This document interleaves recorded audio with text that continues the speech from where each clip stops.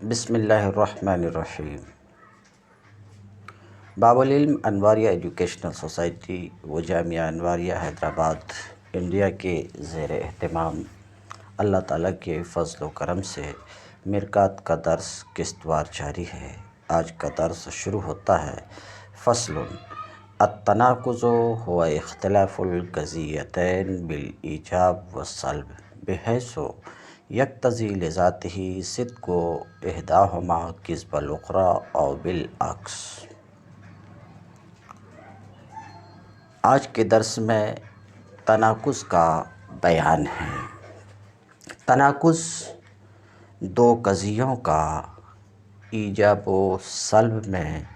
اس طرح مختلف ہونا کہ اگر ان میں سے ایک کو سچا مانے تو دوسرے کو ضرور جھوٹا ماننا پڑے،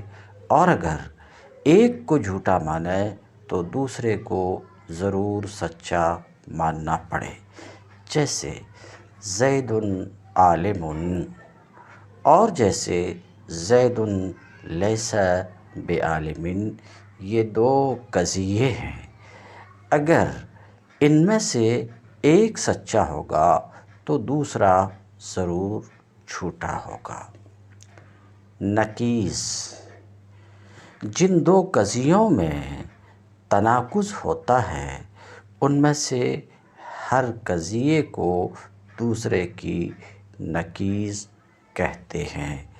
لیکن جس قضیہ کا ذکر پہلے ہوگا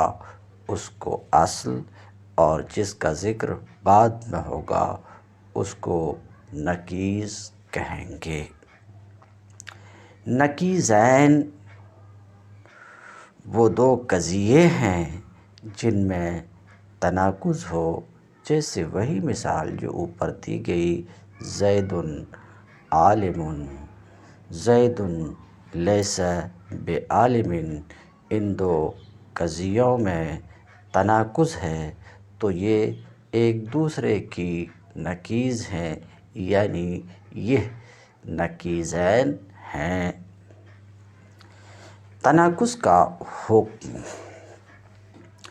جن دو قضیوں میں تناقض ہوتا ہے وہ نہ تو ایک ساتھ صادق آ سکتے ہیں اور نہ ایک ساتھ برطرف ہو سکتے ہیں،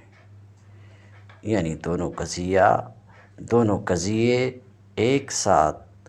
جمع بھی نہیں ہو سکتے اور جدا بھی نہیں ہو سکتے۔ جیسے زید عالم، زید لیس بعالم، دونوں ایک ساتھ جمع بھی نہیں ہو سکتے، دونوں ایک ساتھ جدا بھی نہیں ہو سکتے۔ تناقض میں کچھ شرائط ہیں۔ دو قضیوں میں تناقض کے لیے عام شرط تو یہ ہے کہ ان میں سے ایک موجبہ ہونا چاہیے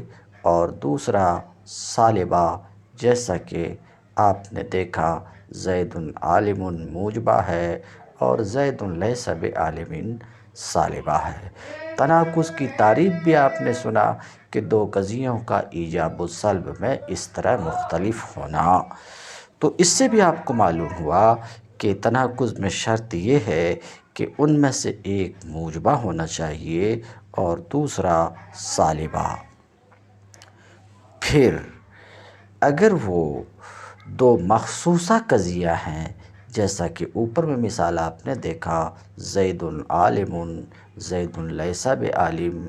دونوں مخصوصہ قضایا ہیں۔ مخصوصہ ما سبق میں جان چکے آپ۔ حملیہ کی موضوع کے اعتبار سے چار قسم ہیں، مخصوصہ، شخصیہ اور مخصوصہ، تو مخصوصہ ما سبق میں آپ جان چکے ہیں۔ تو اگر وہ دو مخصوصہ قضیے ہوں تو 8 باتوں میں اتحاد ضروری ہے تناقض کے تحقق کے لیے، جو وحدت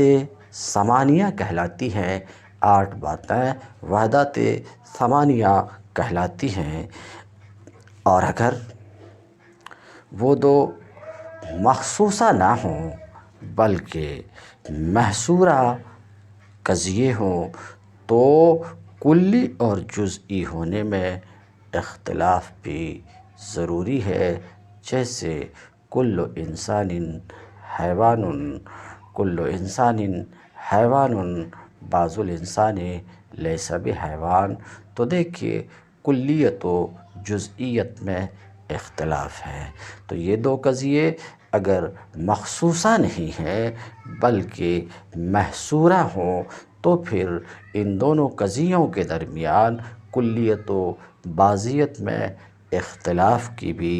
شرط ہے۔ دونوں قضیوں کے درمیان کلیت و جزئیت میں اختلاف بھی ضروری ہے، یعنی ان میں سے ایک کلی ہو تو دوسرا جزئیہ ہو۔ دو قضیوں میں، جیسا کہ آپ نے سنا، دو قضیوں میں تناقض کے لیے 8 باتوں میں اتحاد ضروری ہے۔ دو قضیوں میں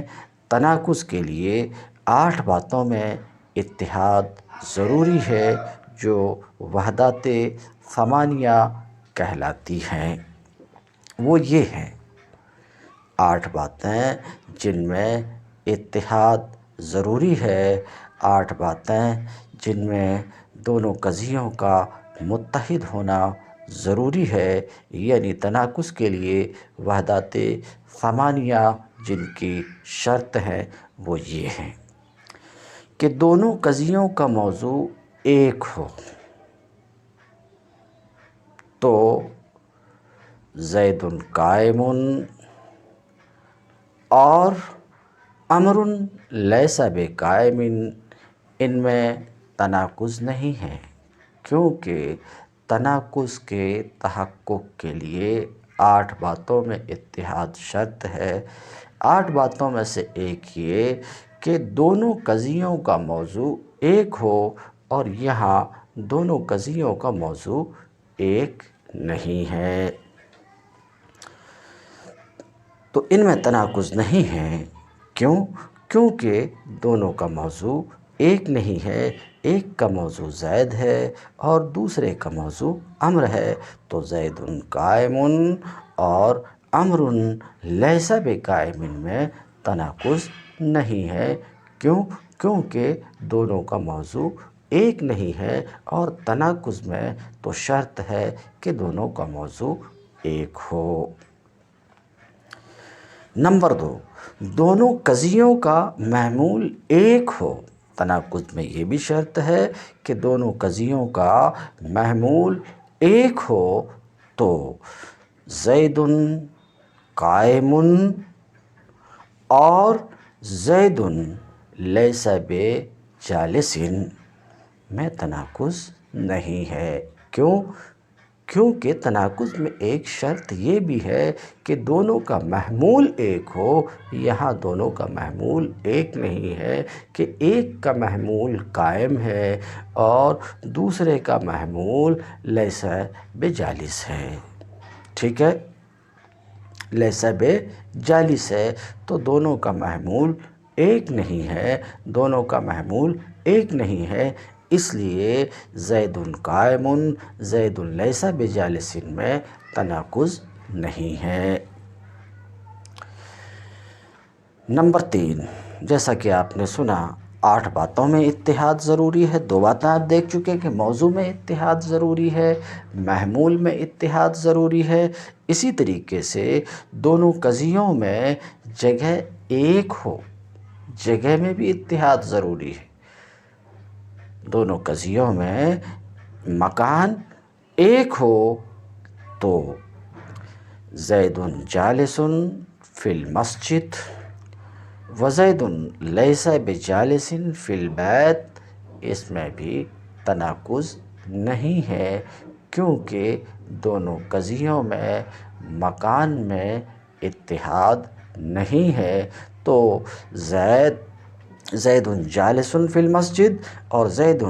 لیس بجالس فی البیت ان میں تعارض نہیں ہے کیونکہ مکان ایک نہیں ہے، تو یہ دونوں ایک دوسرے کی نقیض نہیں ہیں، ان دونوں میں تناقض نہیں ہے اور تعارض نہیں ہے مکان میں اتحاد نہ ہونے کی وجہ سے۔ چوتھی شرط تناقض کے تحقق کے لیے، چوتھی شرط یہ ہے کہ دونوں قضیوں میں شرط ایک ہو۔ دونوں قضیوں میں شرط ایک ہو تو زید متحرک الاصابع ما دام کاتبا، اس کو اردو میں بیان کرتا ہوں، زید کی انگلیاں ہلتی ہیں اگر وہ لکھتا ہو،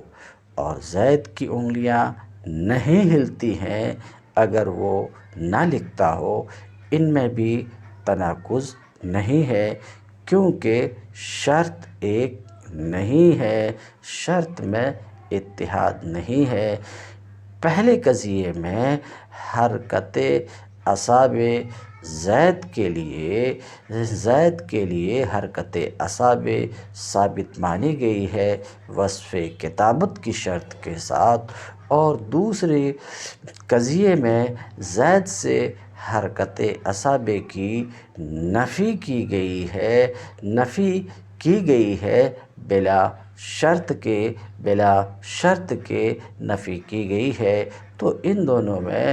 دونوں میں بھی تناقض نہیں ہے شرط میں اتحاد نہ ہونے کی وجہ سے۔ نمبر 5، دونوں قضیوں میں نسبت ایک ہو۔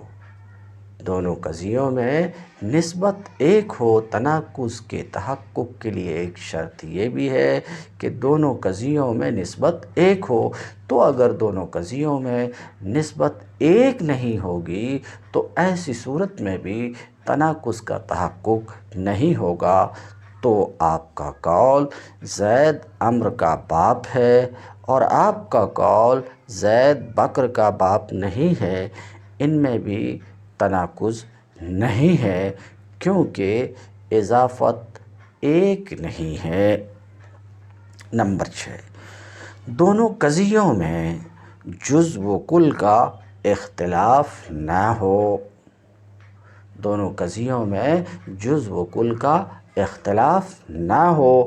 بلکہ جز اور کل میں دونوں قضیے متحد ہوں تب تناقض کا تحقق ہوگا۔ تو اگر دونوں قضیوں میں جز اور کل کا اختلاف ہو تو تناقض کا تحقق نہ ہوگا۔ یعنی دونوں قضیوں میں کل پر حکم لگایا گیا ہو یا جز پر حکم لگایا گیا ہو، ایسا نہ ہو کہ ایک قضیہ میں تو کل پر حکم لگایا گیا ہو اور دوسرے قضیہ میں جز پر، جیسے آپ کا قول یہ کھانا کافی نہیں ہے یعنی سب کے لیے، اور آپ کا قول یہ کھانا کافی ہے بعض کے لیے، تو ان میں بھی تناقض نہیں ہے کیونکہ ایک حکم کل پر لگایا گیا ہے اور دوسرا جز پر لگایا گیا ہے۔ اسی طریقے سے تناقض کے تحقق کے لیے یہ بھی شرط ہے کہ قوت اور فعل میں دونوں قضیہ متحد ہوں، تو دونوں قضیوں میں قوت و فعل کا اختلاف نہ ہو بلکہ قوت و فعل میں اتحاد ہو، یعنی دونوں قضیوں میں محمول موضوع کے لیے یا تو بالفعل ثابت ہو یا بالقوہ۔ ایسا نہ ہو کہ ایک قضیہ میں محمول موضوع کے لیے بالفعل ثابت ہو اور دوسرے میں بالقوہ، جیسے آپ کا یہ قول کہ یہ شیر انگور شراب نہیں ہے یعنی بالفعل، اور آپ کا قول یہ شیر انگور شراب ہے یعنی بالقوہ، ان میں بھی تناقض نہیں ہے کیونکہ ایک حکم بالفعل ہے اور دوسرا بالقوا ہے۔ 8ویں شرط، دونوں قضیوں میں زمانہ ایک ہو۔ تناقض کے لیے یہ بھی شرط ہے کہ دونوں قضیوں میں زمانہ ایک ہو۔ تو زید دن میں پڑھتا ہے اور زید رات میں نہیں پڑھتا ہے، ان میں بھی تناقض نہیں ہے، کیونکہ زمانہ ایک نہیں ہے۔ ما سبق میں آپ نے سماعت فرمایا کہ دو محصورہ قضیوں میں تناقض پائے جانے کے لیے وحدت ثمانیہ کے علاوہ کلیت و جزئیت کا اختلاف بھی ضروری ہے، یعنی ان میں سے ایک قضیہ کلیہ ہو اور دوسرا جزئیہ، تو موجبہ کلیہ کی نقیض سالبہ جزئیہ آئے گی، یعنی کل انسان حیوان کی نقیض بعض الانسان، کل انسان حیوان کی نقیض بعض الانسان لیس بحیوان آئے گی، اور سالبہ کلیہ کی نقیض سالبہ کلیہ کی نقیض موجبہ جزئیہ آئے گی، جیسے لاش من الانسان بحجر، لاش من الانسان بحجر کی نقیض آئے گی بعض الانسان حجر۔ ان باتوں کو مستحضر رکھیں تو کتاب کی عبارت بسہولت سمجھ میں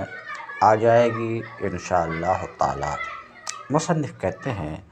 فصل التناقض هو اختلاف القضیتین، یہ فصل ہے تناقض کے بیان میں۔ واضح رہے کہ مصنف قضایا کے اقسام اولیہ یعنی حملیہ و شرطیہ اور قضیہ کے اقسام ثانویہ یعنی متصلہ منفصلہ مع اقسامہما کے بیان سے جب فارغ ہوئے، تو اب قضیہ کے احکام کے بیان میں بعض احکام کے بیان میں لگے، اور قضیہ کے احکام میں سے تناقض اور عکوس بھی ہیں، تو اس فصل میں مصنف تناقض کو بیان کر رہے ہیں۔ ابھی آپ نے تناقض کی تعریف سماعت فرمائی کہ دو قضیوں کا ایجاب و سلب میں اس طرح مختلف ہونا کہ ایک کا صدق دوسرے کے کذب کو لذاتہ مستلزم ہو، اور ایک کا کذب دوسرے کے صدق کو مستلزم ہو۔ مثال بھی آپ نے سن لیا، زید عالم زید لیس بعالم۔ تو تناقض نام ہے دو قضیوں کا ایجاب و سلب میں اس طرح مختلف ہونا کہ ایک کا صدق لذاتہ دوسرے کے کذب کا مقتضی ہو، وبالعکس، اور ایک کا کذب دوسرے کے صدق کا مقتضی ہو، جیسے ہمارا یہ قول زید قائم زید لیس بقائم، ان دونوں کے درمیان تناقض ہے، ان دونوں کے درمیان تناقض ہے۔ یہ دونوں نقیضین ہیں کہ اگر پہلا قول صادق ہے تو دوسرا کاذب ہے، اور اگر دوسرا صادق ہے تو پہلا کاذب ہے، یعنی ایک کا صدق، دو میں سے ایک کا صدق ہی دوسرے کے کذب کو، اور دوسرے کا کذب ہی پہلے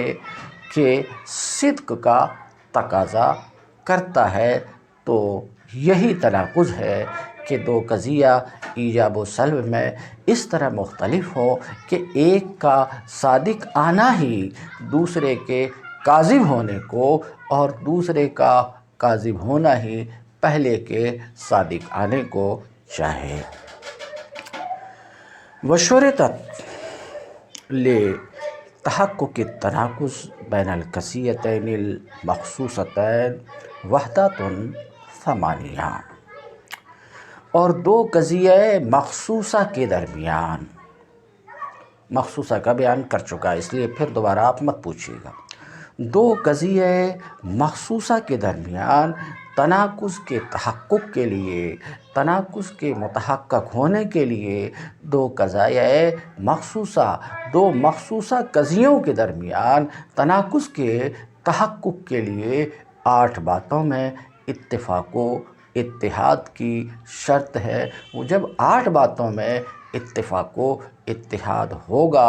پھر دو قضیوں کے درمیان تناقض ہوگا، مگر کن دو قضیوں کی بات کر رہا ہوں؟ ان دو قضیوں کی جو مخصوصہ ہوں، جو مخصوصہ ہوں۔ تو دو قضیہ مخصوصہ کے درمیان تناقض کے تحقق کے لیے شرط ہے کہ 8 باتوں میں اتفاق و اتحاد ہو۔ تو 8 باتوں میں سے کسی ایک بات میں بھی اگر اتحاد نہیں ہو، 8 باتوں میں سے کسی ایک بات میں بھی اگر اتحاد نہیں ہے تو پھر ان دو قضیوں کے درمیان، ان دو قضیوں کے درمیان تناقض و تعارض بھی نہ ہوگا۔ تو کہتے ہیں وشرطت لتحقق تناقض، اور تناقض کے تحقق کے لیے شرط ہے،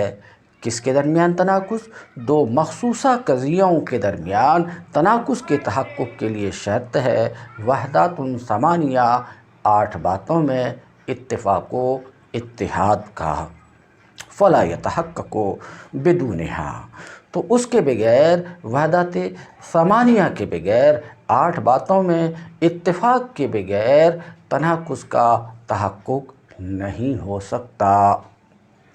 تو 8 باتوں میں سے کسی ایک بات میں بھی اگر اتفاق نہیں ہے تو پھر تناقض کا تحقق نہیں ہوگا۔ کہتے ہیں 8 باتیں کیا ہیں؟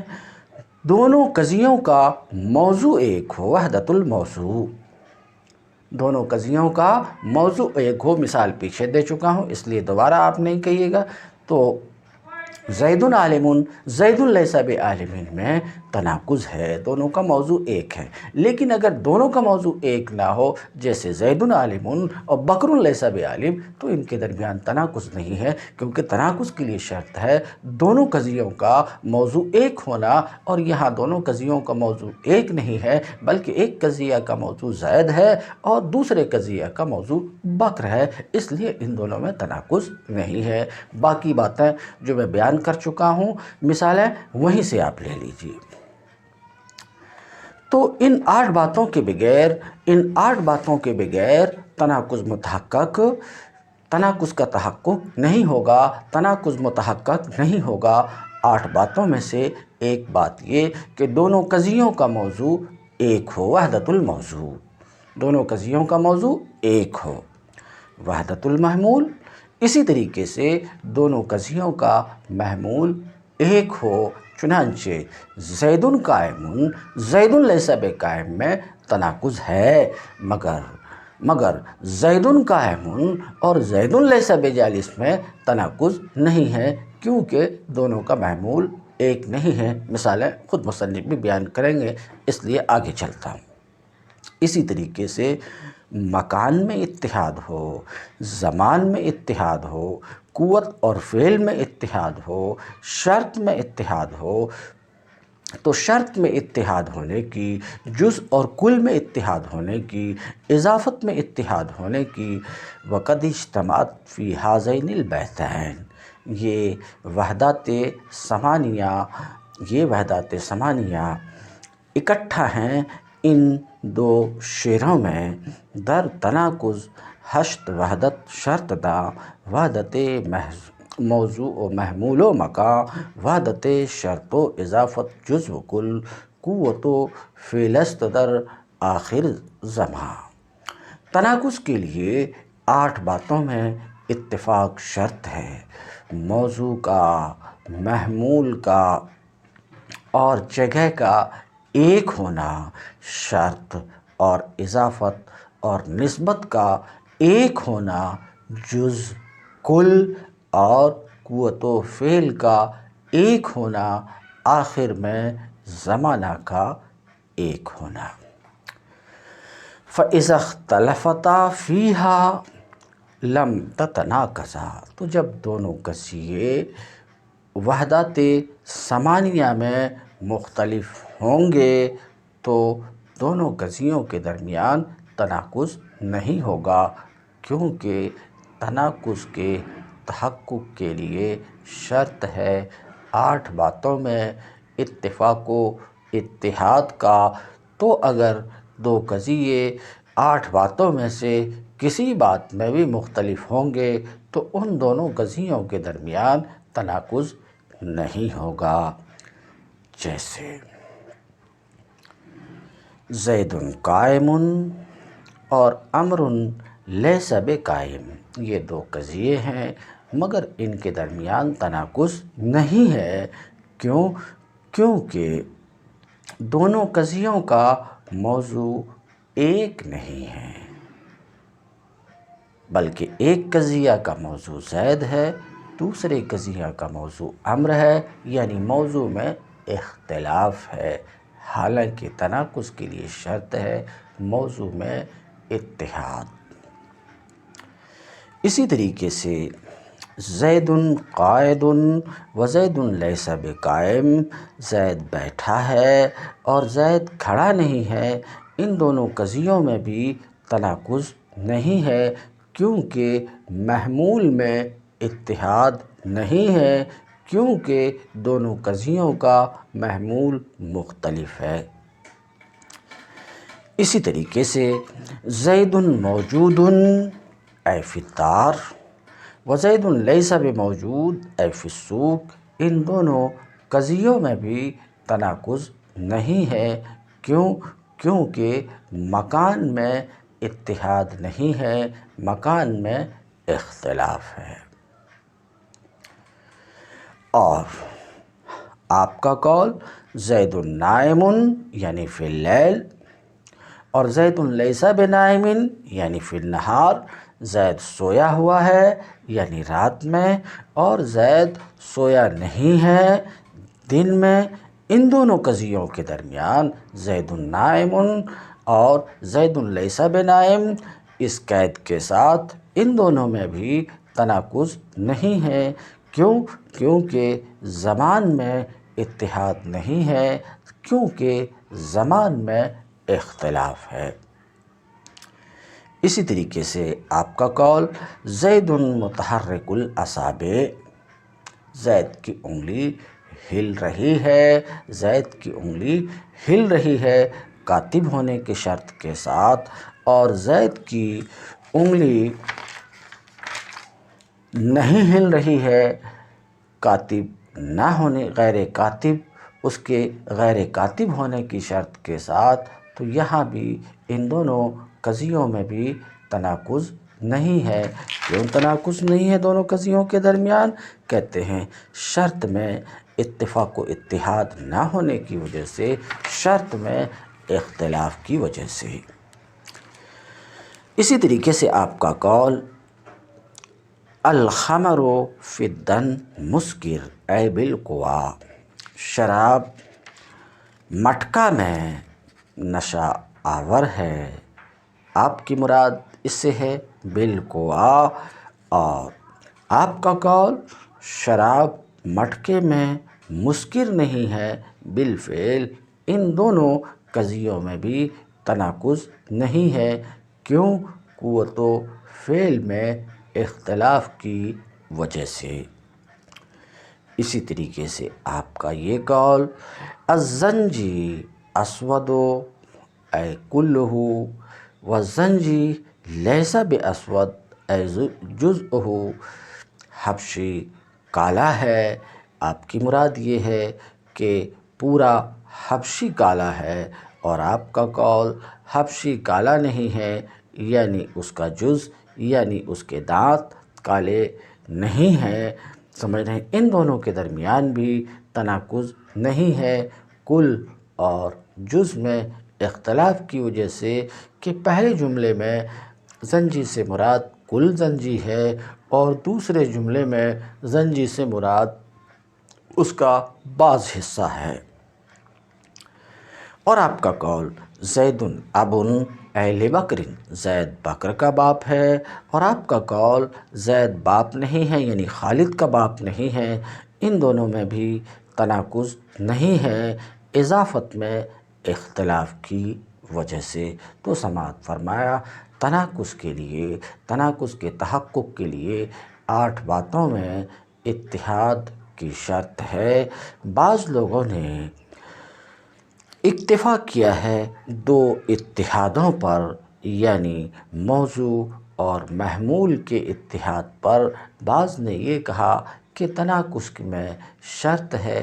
2 باتوں میں متحد ہونے کی، اور وہ موضوع اور محمول ہے، اس لیے کہ باقی جو 6 باتیں ہیں اسی کے اندر آ جاتی ہیں۔ اور بعض نے قناعت کی ہے صرف نسبت کے اتحاد پر، یعنی کہا ہے کہ تناقض میں شرط یہ ہے کہ نسبت متحد ہو۔ سمجھ رہے ہیں؟ نسبت متحد ہو مطلب یہ کہ نسبت حکمیہ میں اتحاد ہو، دونوں قضیوں کے نسبت حکمیہ میں اتحاد ہو، اس وجہ سے کہ سلب نسبت ایجابیہ پر آتا ہے، التی ورد الایجاب علیہا، جس پر کہ ایجاب داخل ہوا ہے۔ تو بعض نے صرف نسبت حکمیہ کے اتحاد پر اکتفا کیا ہے اور کہا ہے کہ تناقض میں شرط ہے نسبت کے اتحاد کا، اسی میں باقی 7 بھی سما جاتی ہیں۔ فصل لا بد فی التناقض فی المحصورتین من کون القضیتین مختلفتین فی الکم۔ آپ نے سنا کہ 2 مخصوصہ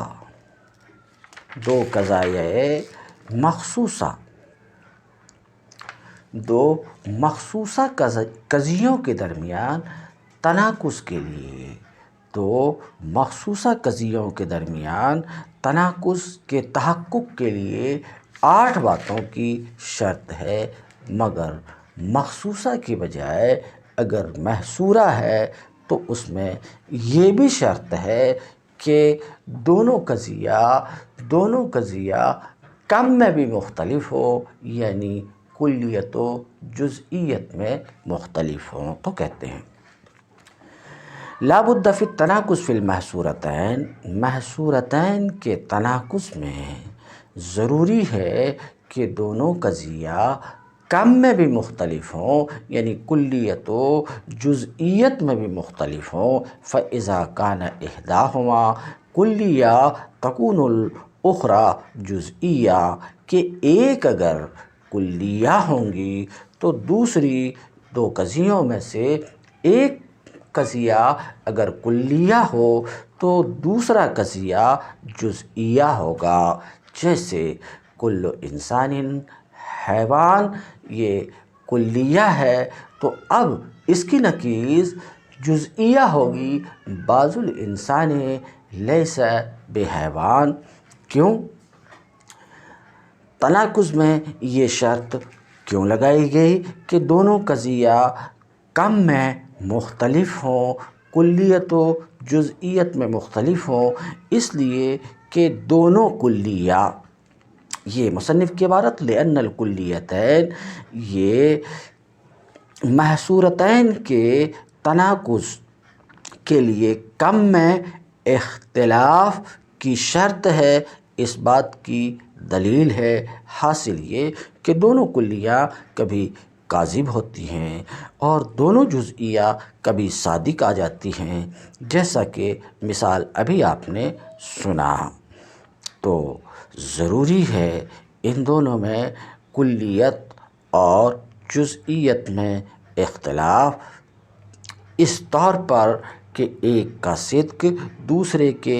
کذب کا مقتضی ہو، تو یہ تو اسی صورت میں ہوگا جب کہ دونوں قضیے مختلف ہوں کلیت میں اور جزئیت میں، اس لیے کہ دونوں کلیہ کبھی کاذب ہو جاتے ہیں، جیسے آپ کا یہ قول کل حیوان انسان اور لا شیء من الحیوان بانسان، کل حیوان انسان یہ بھی کلیہ ہے، لا شیء من الحیوان بانسان یہ بھی کلیہ ہے، موضوع میں بھی اختلاف ہے، موضوع میں بھی اتحاد ہے، محمول میں بھی اختلاف ہے، اور پہلا ایک قضیہ موجبہ دوسرا سالبہ ہے، مگر اس کے باوجود یہ ایک دوسرے کی نقیض نہیں ہے، ان دونوں میں تناقض نہیں ہے، کیونکہ تناقض تو نام ہے کہ دو میں سے ایک کا صدق دوسرے کے کذب کا مقتضی ہو اور ایک کا کذب دوسرے کے صدق کا مقتضی ہو، یعنی ایک صادق تو دوسرا کاذب، ایک کاذب تو دوسرا صادق، یعنی دونوں ایک ساتھ صادق بھی نہ آ سکیں اور دونوں ایک ساتھ کاذب بھی نہ ہو سکیں، مگر دونوں کلیہ کا حال یہ کہ دو کلیہ کبھی ایک ساتھ کاذب بھی ہو جاتے ہیں، جیسے دیکھ لیجئے کل حیوان انسان کاذب ہے، اسی طریقے سے لا شیء من الحیوان بانسان یہ بھی کاذب ہے، تو دونوں کلیہ کبھی کاذب ہو جاتے ہیں، جبکہ تناقض میں شرط یہ ہے کہ تناقض میں شرط یہ ہے کہ ایک اگر کاذب ہو تو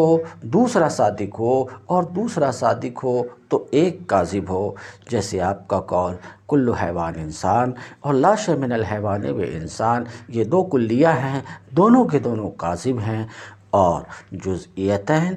دو جزئیہ یہ کبھی صادق آ جاتے ہیں، حالانکہ تناقض میں ایک ساتھ صادق نہیں آ سکتے، جمع نہیں ہو سکتے، تو حالانکہ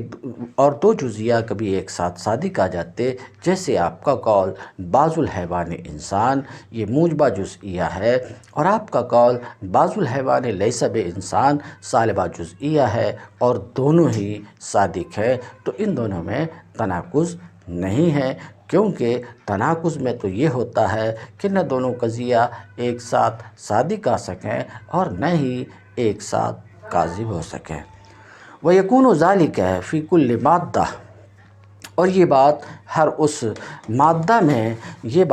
اس مادہ میں ہوگی جس کا موضوع عام ہو، جیسا کہ ذکر کردہ مثال کل حیوان انسان لا شیء من الحیوان بانسان میں موضوع حیوان ہے، محمول انسان ہے، اور حیوان انسان سے عام ہے۔ وَلَا بُدَّ فِي تَنَاقُضِ الْقَضَايَا الْمُوَجَّهَةِ، اور قضایۂ موجہہ جس کا ذکر 2-3 سبق پہلے کافی تفصیل سے گزرا، قضایۂ موجہہ کے تناقض میں جہت میں اختلاف ضروری ہے، جہت میں بھی اختلاف ضروری ہے، تو ضروریہ مطلقہ جس میں ضرورت ذاتی کا حکم ہوتا ہے، تو ضروریہ مطلقہ کی نقیض ممکنہ عامہ ہوگی، تو آپ کا قول کل انسان حیوان بالضرورہ کی نقیض ہوگی بعض الانسان لیس بحیوان، بعض الانسان لیس بحیوان بالامکان العام، اور دائمہ مطلقہ کی نقیض مطلقہ عامہ ہے، اور یہ باتیں سب کی تعریف گزر چکی ہے۔ مشروطہ عامہ کی نقیض ہینیہ ممکنہ ہے، اور عرفیہ عامہ کی نقیض ہینیہ مطلقہ ہے، یہ تو بساط موجہہ میں ہے۔ مرکبات کے نقائص تو اس میں مفہوم مردد ہے، ان کے بساط کی نقیضوں کے درمیان اور تفصیل فن کی بڑی کتابوں سے طلب کی جائے۔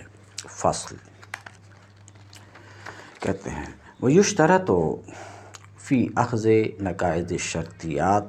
شرطیات کے نقائص کے اخذ میں اتفاق کی شرط ہے جنس اور نوع میں، یعنی اتصال و انفصال میں، اور مخالفت کی شرط ہے کیف میں، تو متصلہ لزومیہ کی نقیض متصلہ لزومیہ موجبہ کی نقیض سالبہ متصلہ لزومیہ ہے، اور منفصلہ انادیہ موجبہ کی نقیض سالبہ منفصلہ انادیہ ہے، اس طریقے سے کہ جب آپ کہیں دائماً کلما کان اے بے فجے دے، تو اس کی نقیض ہوگی لیس کلما کان اے بے فجے دے، اور جب آپ کہیں دائماً اما ان یکون ھذا العدد زوجاً او فرداً، تو اس کی نقیض ہوگی لیس دائماً اما ان یکون ھذا العدد زوجاً او فرداً۔